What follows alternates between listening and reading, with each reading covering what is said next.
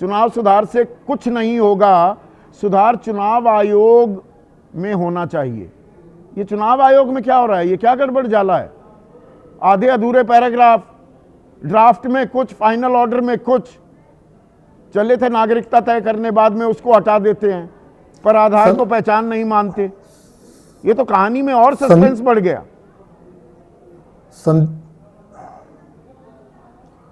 संदीप जी, सबसे पहले तो देखिए जिस तरह से इको हो रहा है आवाज में, ठीक थोड़ा सा करवा दिया जाए। स्पेशल इंटेंसिव रिवीजन को विपक्ष ने क्या बताने का प्रयास किया कि ये इंटेंसिव रिवीजन जो है वो रिजेक्शन है, नाम काटे जा रहे हैं। यही फैलाया जा रहा था कि ऐसे लोगों के नाम काट दिए जाएंगे, लेकिन उसका क्या बिहार में इतने बढ़िया से हुआ, 30 दिनों के अंदर में हुआ। 6% मतदाता कम हो गए। 6 जनवरी को एक निरीक्षण हुआ था, पुनरीक्षण, उससे अक्टूबर आते आते आपने 6% कम कर दिया। मतलब फिर क्या कर रहे थे वो पिछले साल नवंबर से लेकर इस साल जनवरी तक? क्या कर रहा था चुनाव आयोग? कौन सा एडिशन डिलीशन हो रहा था? एडिशन डिलीशन इंटेंसिव जब कर रहा है रिवीजन, तभी वो होता है ना। उस समय सिर्फ नाम जिनके 18 वर्ष हो जाते हैं उनके जोड़े जाते हैं, लेकिन ये 22 साल में जितनी मौतें हुई, या कुछ लोग जो यहाँ से शिफ्ट करके अलग जगह में बस गए, उनके नाम हटे। अच्छा, 22 साल के लोगों के 22 साल में 22 लाख लोग ही मरे। ये जो तर्क दिया था ना चुनाव आयोग ने, ये भी हास्यास्पद है। बिहार में मतदाताओं में 2003 से 2025 के बीच 22 लाख मौतें हुई। चुनाव आयोग कर क्या रहा है? उसको पता है क्या आंकड़े बोल रहा है? जब आप बोल रहे हैं कि बीच में नाम कटते थे और जोड़े जाते थे, तो बीच में भी कटे होंगे ना? अच्छा, बीच में भी कटे। 22 लाख भूल गया। अब यही तो 22 लाख भूल गया। और हास्यास्पद मत बनाइए ना चुनाव आयोग की भूमिका को कि 22 लाख बच गए, बाकी तो कट रहे थे।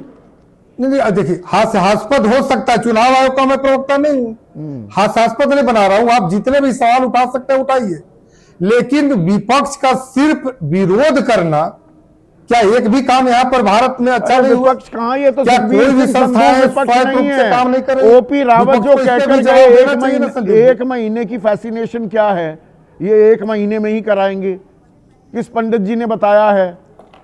ये बीएलओ पर इतना दबाव क्यों बनाया जा रहा है? बोला ये मैं नहीं कह रहा हूं, ये तो रावत बोल कर हो सकता है जी।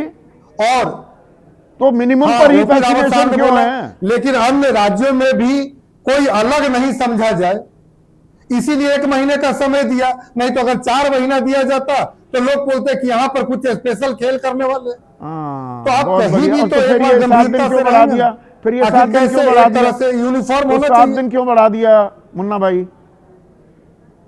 आप इसलिए कि जब आप लोगों ने मौत के आंकड़े प्रस्तुत किए, जो दुखद है, होना नहीं चाहिए। एक भी कर्मचारी का होता है तो वो अपने ही लोग हैं, लेकिन 1 महीने में चुनाव, इसको एसआईआर को संपन्न कराने के अनंत बोर से हमारे दर्शक वो कह रहे हैं अपने आका को खुश करने के चक्कर में 5 महीना के लिए ज्ञानेश कुमार ने चुनाव आयोग की प्रतिष्ठा दांव पर लगा दी है। ये बहुत दुर्भाग्यपूर्ण है। दर्शक का सवाल है ये।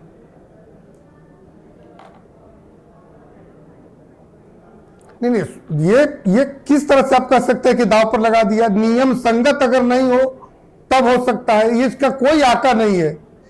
ये आका तो खुद है। ज्ञानेश कुमार जी से कौन है आका? अगर उन्होंने 1 महीने का निर्धारित किया बिहार के लिए, तो उत्तर प्रदेश के लिए भी वही किया, अन्य राज्यों के लिए भी वही किया। ये तो है सबों के लिए एक समान नियम, सभी के लिए एक समान नियम चल रहे हैं मनोज काका। तो इसमें गलत क्या कर रहा है? बिहार में 1 महीने में करा है, बाकी जगह भी 1 महीने में करा रहे हैं। देखिए, गोरख पांडे की एक लाइन है कि राजा बोला रात है, रानी बोली रात है, संतरी बोला रात है, और ये सुबह सुबह की बात है। तो सबको सब झूठ ही बोलना है।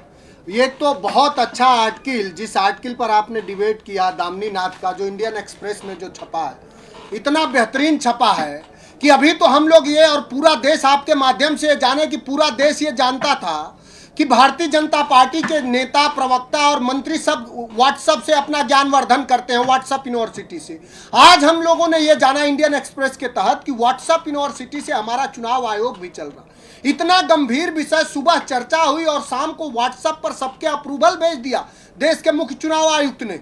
और कम से कम उस पर सवाल इसलिए उठाया सुखबीर सिंह संधू ने कि कम से कम जो ज्ञानेश कुमार गुप्ता जी हैं उनकी तरह उनका कहीं निजी हित नहीं टकरा रहा होगा, उनके किसी बेटा बेटी को आईपीएस आईएएस या किसी जिले का डीएम या कलेक्टर नहीं बनाना हुआ होगा, तो इसलिए कम से कम उन्होंने जनमानस के हित में सवाल खड़े किए।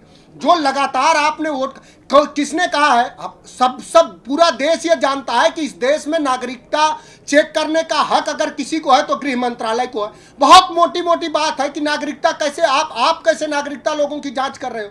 और ये बहुत मोटी बात है, संविधान के अनुच्छेद 326 में साफ है कि आप किसी भी नागरिक को जाति या किसी प्रमाण पत्र के अभाव में आप उसको अनागरिक नहीं कर सकते, विदेशी नहीं कर सकते, जो जब देश तक का कि नागरिक उसके नहीं है खिलाफ उसको कोई चुनाव, शिकायत नहीं आ जाए, उसको वोट देने का हक होना चाहिए क्या मनोज काका? इस सवाल को भी क्या नजरअंदाज कर दें? बिल्कुल नहीं होना चाहिए। लेकिन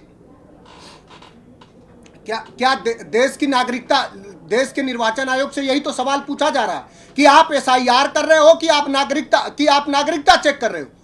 एसआईआर कर रहे हो तो वो दूसरा प्रकरण है, नागरिकता चेक करने का काम तो गृह मंत्री का है। अगर 65 लाख लोगों को आपने बिहार में एक किनारे कर दिया, 6% वहां की वोटर लिस्ट कम कर दिया आपने, 7 करोड़ 90 लाख में से 7 करोड़ 23 लाख कर दिया आपने, तो आपसे ये मैं जानना चाह रहा हूं कि क्या 65 लाख लोग वो विदेशी हैं? ये बहुत मोटी बात है, पूरे बिहार के लोग पूछ रहे हैं क्या उन्हें डिटेंशन और डिपोर्ट किया जा रहा है? हमारे लोगों को तो अमेरिका ने बेड़ियां डाल के यहां कर दी। कब नरेंद्र मोदी और अमित शाह उनको बेड़ियां डाल के बांग्लादेश भेजेंगे 65 लाख लोगों को? क्या वो हमारे नागरिक नहीं है? वो हमारे नागरिक है। ये जो बात सुखबीर संधू कह रहे तो वही हुआ, हैरेस किया जा रहा। आप जिस राशन कार्ड से 5 किलो राशन देते हो, जिस आधार को कहते हो कि बैंक में जुड़वा दो, सब्सिडी लेनी है तो जुड़वा दो, खाद लेनी है तो जुड़वा दो, राशन लेना है तो जुड़वा दो, उस आधार को बेआधार कर दिया। यही सवाल पिछला सवाल दिखाइएगा, हमारे दर्शक ने यही सवाल पूछा है कि वोटर आईडी को आधार से जोड़ दीजिए, बात ही खत्म हो जाएगी। पर बात खत्म कैसे होगी? ये तो सुप्रीम कोर्ट में भी कहा जा रहा है, ये दलील पेश की गई कि आधार वो नागरिकता का दस्तावेज तो है नहीं, और ये हकीकत है, ये तो आधार पर भी लिखा होता है। आप तो कानून के जानकार हैं मनोज काका। बिल्कुल आप ठीक कह रहे हैं कि वो नागरिकता का नहीं होता, लेकिन नागरिकता के लिए जो बात है, एक देश में एक बात सामान्य मान ली गई है ना कि जो 1950 से लेकर के, सितंबर 1950 से लेकर के और जो जनवरी 1987 तक पैदा है वो भारत का नागरिक है। अगर भारत में पैदा है तो ये तो माना गया है, ये माना गया है ना। ये तो सरकार कहती है, ये तो सरकार कहती है, तो फिर उनकी नागरिकता कैसे चेक कर रहे हो? बहुत सारे लोगों को इलेक्टोरल रोल से कैसे आउट कर दिया। उत्तर प्रदेश में क्या हो रहा, 2024 के वोटर लिस्ट से इन्यूमरेशन फॉर्म नहीं बांटा जा रहा, 2025 से, और 2024 से ही देश के प्रधानमंत्री भी इसी उत्तर प्रदेश से निर्वाचित हुए। तो और 2024 की वोटर लिस्ट नहीं, जब 2025 की चुनाव वोटर लिस्ट सुधार पर चर्चा होगी, बहुत सारे वाजिब लोगों का नाम काट दिया गया है। सुनिए ना मनोज, अगले हफ्ते इसी दिन मंगलवार के दिन जो चुनाव सुधार पर चर्चा होगी, आपको उम्मीद है एसआईआर से जुड़े ये सवाल हैं, बीएलओ की मौत से जुड़े सवाल जो हैं, इन पर भी चर्चा होगी, या कहानी अभी थमी नहीं है, रुकी नहीं है?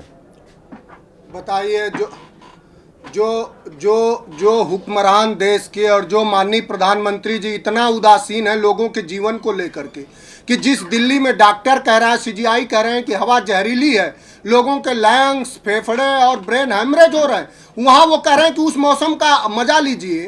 तो आप इतने छोटी बात पर कहाँ वो करेंगे, कहाँ एसआईआर पे चर्चा करेंगे, कहाँ बीएलओ के मौत पर चर्चा करेंगे? जहाँ जीवन तो जीना चर्चा में क्या विपक्ष, अब प्रधानमंत्री देश का आखिरी सवाल आशुतोष, का मजा लीजिए। हाँ आशुतोष, तो अगर एसआईआर पर चर्चा ही नहीं होगी, चुनाव सुधार पर होगी, तो ये तनातनी, ये घमासान, ये आर पार, ये तकरार क्या थम जाएगा? क्योंकि अभी विपक्ष की तरफ से कोई औपचारिक बयान नहीं आया है। नहीं, मुझे नहीं लगता इस पे किसी तरीके से कोई किसी तरीके की कोई जो सारी हंगामा है वो थमने वाला है।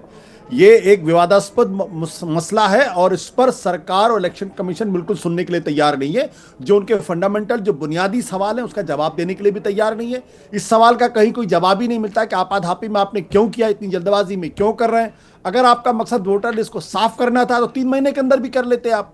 इसका कोई जवाब मिल ही नहीं रहा, इतनी जल्दबाजी क्यों थी, जो बुनियादी सवाल है। और मैं आपको कहना चाहता हूं कि दरअसल ये जो एसआईआर की प्रक्रिया है ये हिंदुस्तान की राजनीति की सबसे रहस्यमय घटनाओं में से एक होगा, जिस पर आगे बहुत रिसर्च होने वाली है कि भाई आगे क्या रिसर्च कारण भी था, होने क्यों वाली है। जल्दबाजी। एक पर्दा यहाँ पर बेनकाब किया है द इंडियन एक्सप्रेस ने, उनकी रिपोर्टर ने। अब क्या ये बवाल थमेगा, ये अपने आप में लाख टके का सवाल है। आज सीधा सवाल में बस इतना ही।